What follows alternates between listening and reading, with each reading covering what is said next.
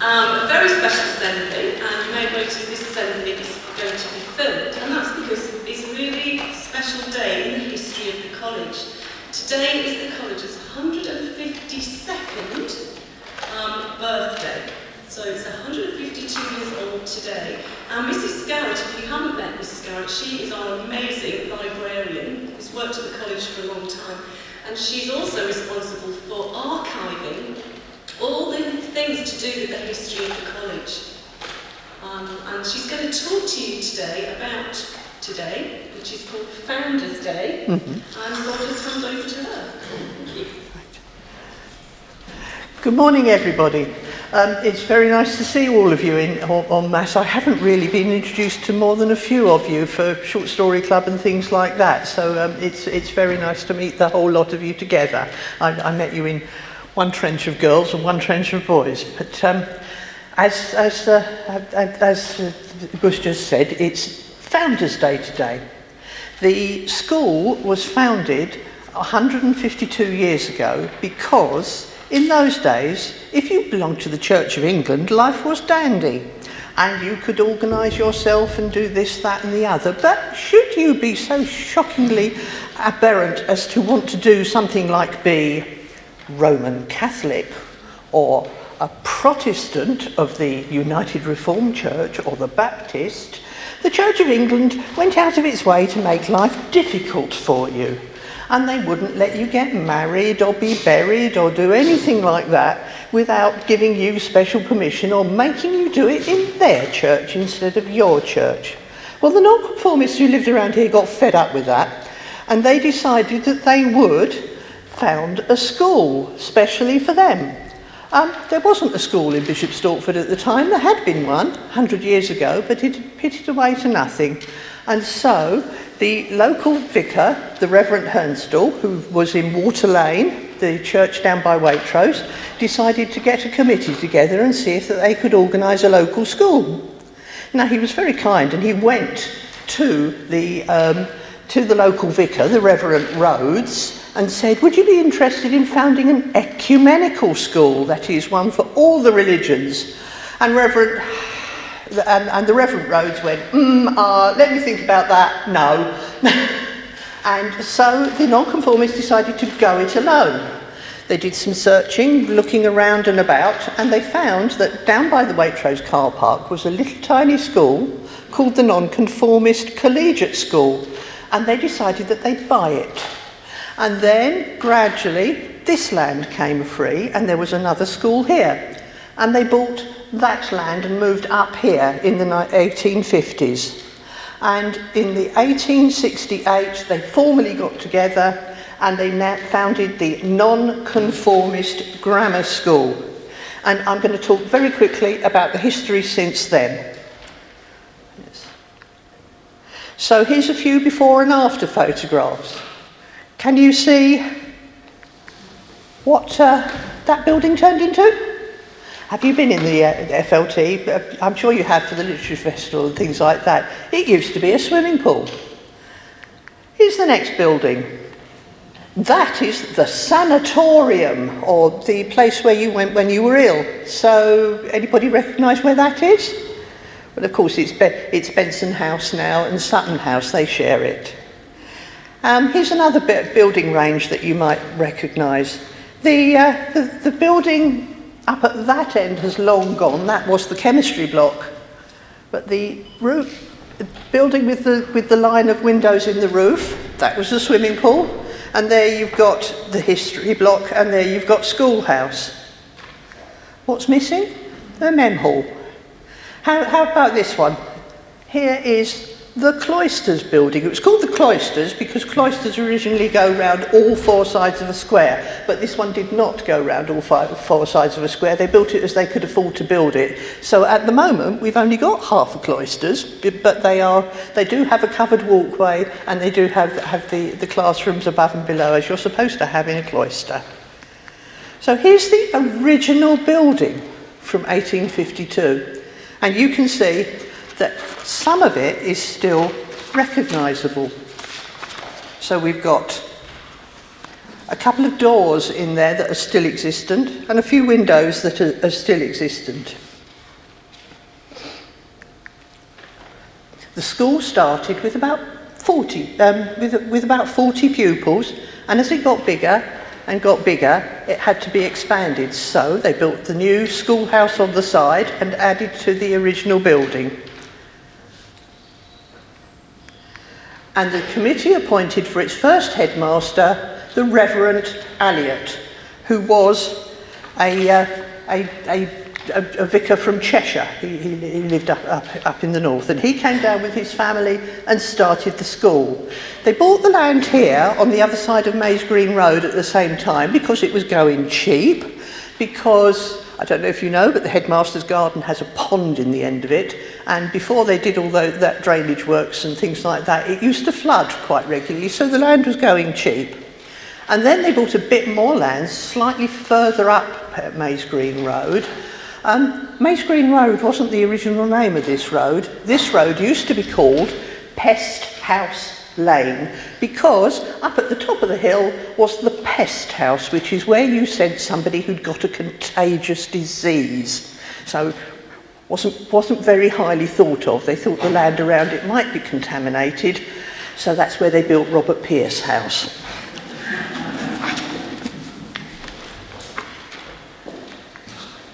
Here's the school uniform from the 1890s. Can you see that the boys have got funny little forage caps like American soldiers, no peaks on them, not much in the way of uniform, and they come in their ordinary suits, which of course are knee-high with socks and stockings. And there's a class there as well. Of course, they are all boys, only boys. Boys were educated here, and you got a reduction in the fees if you were a non-conformist vicar who had sent your sons here. Now here's the staff, grand total of them. There's a matron, there's the gentleman with the wonderful beard in the middle is the geography teacher. The Reverend Elliot is on the left-hand side sitting down, and his lady wife is there, and the lady in the spotty dress at the far right is the matron, so she would have looked after the sanatorium and the boarding arrangements.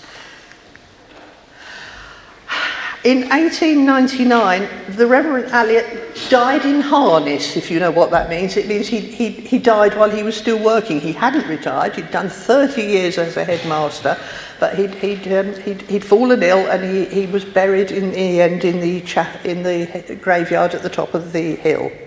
And they had during his time built quite a few amazing buildings, like an indoor swimming pool. Quite unusual for a place like this, one of the first ones in the country, and an athletics track, and they had the various teaching staff and some schools. Now in 1900 they had to get another headmaster, so who applied for the job? It was an ex-pupil. So he'd been taught here by the Reverend Elliot, and he decided to come back as headmaster, and his name was Francis Young.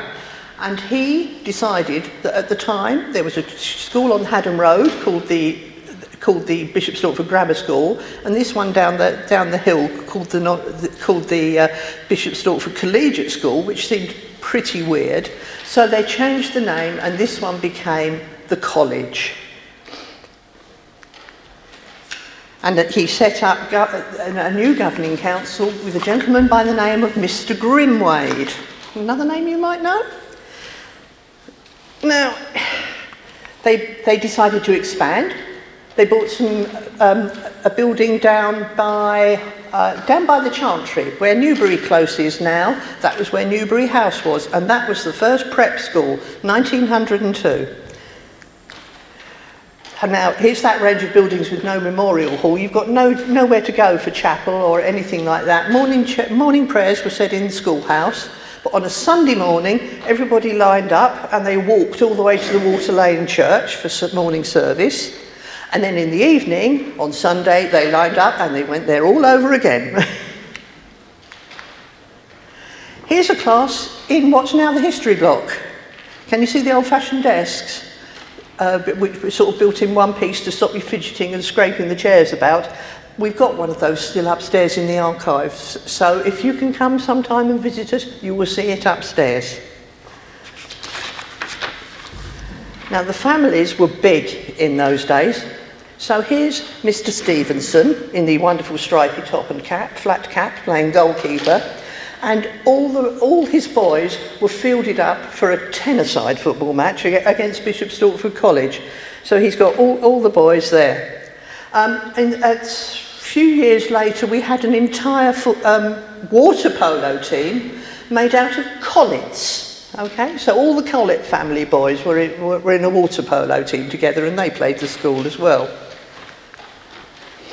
Here's Grimwade House. It was designed by an architect who was an ex-pupil, and it was opened in 1912. Built in 1912 and opened in 1913. 1912 was a very odd year in the school because a boy who just moved into Grimwade in his first few days developed typhoid, which was an awful illness, and he died of it. So that was a very, very sad start to Grimwade, but they seem to have recovered since. Also in 1912, one old Stortfordian went down in the Titanic. Then a worse year came across, of course, because the World War I started, and things changed. The school had never had a cadet corps before, but they got one now.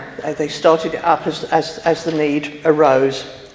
There were troops billeted in the buildings down here. They were in the swimming pool. They were in the outbuildings and all over the place. The headmaster and the bursar couldn't get coal for love nor money. It must have been freezing in the dormitories. In the end, 600 pupils and staff served as troops or pilots or whatever, and an awful lot of them were 18-year-olds.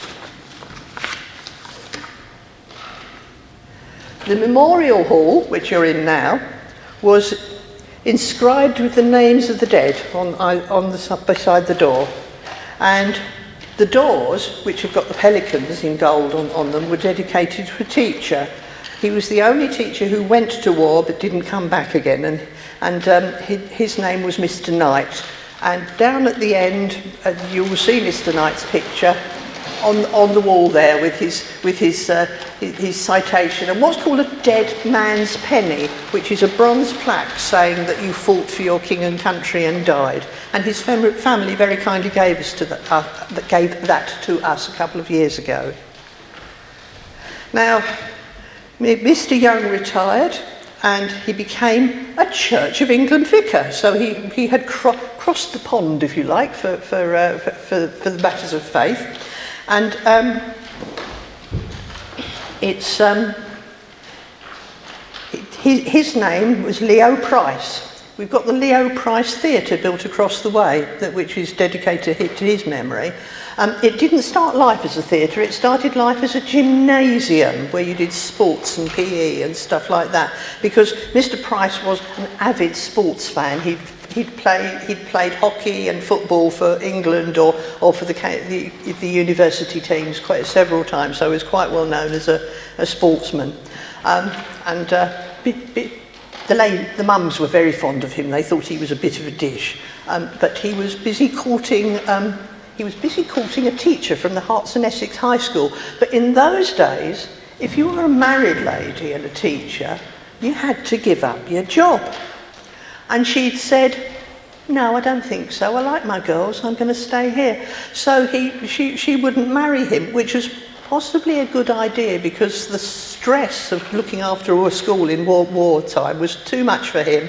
And he went into surgery for ulcers, and he didn't come back. He died in the hospital, which is a shock. So the school suddenly had to find yet another headmaster. Like some buildings going on at the time. Here's the new fields, which we bought over at the top of the field, and the Doggett Pavilion, which was built in the 30s. The fields were so lumpy that the goalkeepers couldn't see each other at the beginning of when the land was bought. And here's a 1930s dormitory. None of your one or two people in a bedroom. This was Spartan. There were two dorms in the schoolhouse. This is the upper one because you can tell from the rafters. And they were A dorm and B dorm. And here's how you did fire drill. This was chutes out of the window, made out of canvas, so you had to go down barefoot. So you climbed out through the window and slid down. One boy did not go barefoot, ripped a hole through with the heels of his boots and fell to the ground. Broken leg was the least of it, I think. Nowadays, of course, you're all much safer. And here's the library block in 1936, being built in stages. The first bit to be built was L9, and then the bit in front of that, and then the middle, and then the other side, and the tops of the two wings didn't go on right up until the 1960s. Here's a building you will recognise, but it's slightly different because it's got a raised dais in the middle for the staff to supervise and see what's going on. You wouldn't fit all the staff on there nowadays, would you? And in 1968, the school celebrated its 100th birthday. Because it was special, a very special royal visitor came. This is the Queen Mum. Yeah, I'm sure do you know who the Queen Mum was? Anyway, she landed by helicopter just out there and came and visited for the day.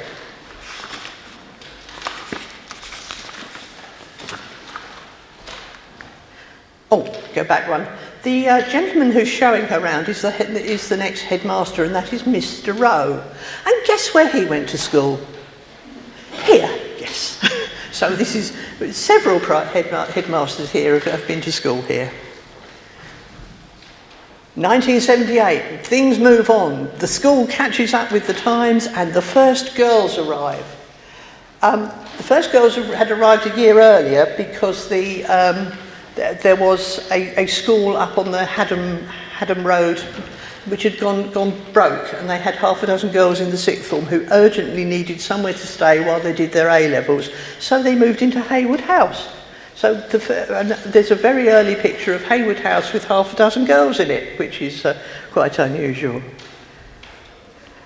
So Mr. Greeton was the new headmaster, and he welcomed the first girls into the sixth form. And there were 6 boarders and 9 day girls. And there's Mr. Kisby in the middle, who is the house master, which is the only odd thing about that entire arrangement. In the 90s, we are finally co-educational. It started in the prep school and has come all the way through, so now it's boys and girls equally, with tinies in the pre-prep, all the way through to 18. And here's the technology block. Here's our new swimming pool. And in 2000, we finally built a nice new prep school and a swimming pool.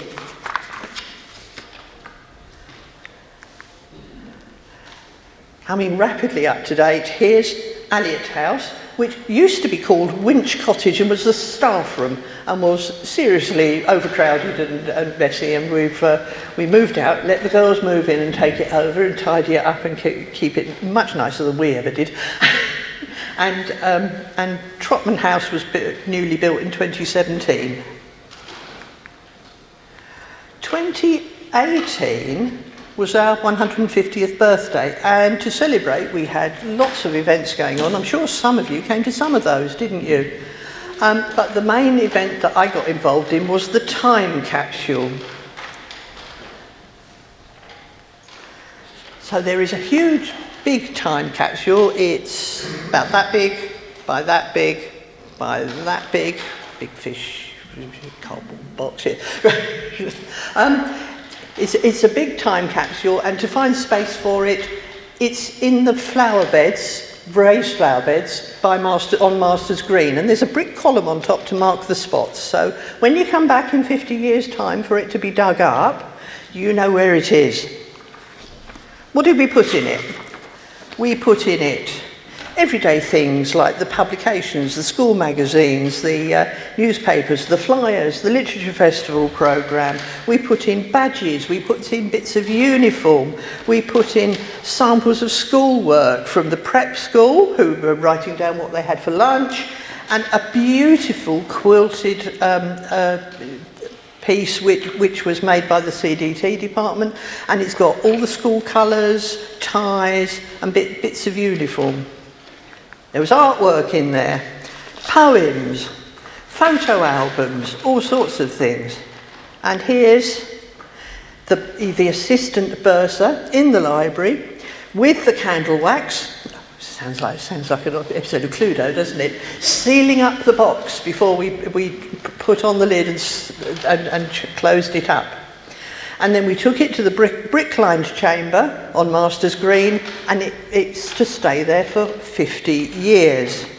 So, 50 years from now, at Bishop Stortford College, I'm sure you will still be around. I'm glad to say I will not be. Will the buildings be the same? Are you going to stay in touch with the Bishop Stortford College Alumni Association, the old Stortfordians, and each other? Will there be a uniform?